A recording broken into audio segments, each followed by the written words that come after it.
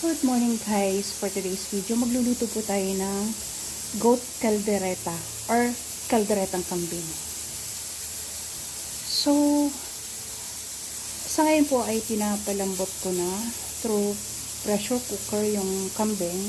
Ang nilagay ko po dun sa nilalaga ko ay luya, pamintang buo, at saka tanglad. Yun po kasi yung magtatanggal ng amoy dun sa kambing.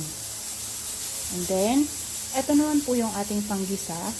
So, meron po tayo ditong bawang, sibuyas, bay leaf, meron po tayong kamatis, meron po tayong bell pepper,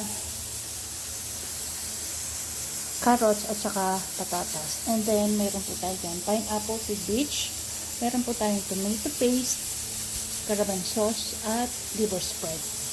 Yun po yung gagamitin nating ingredients para dun po sa ating goat caldereta. Yan, or calderetang kambing.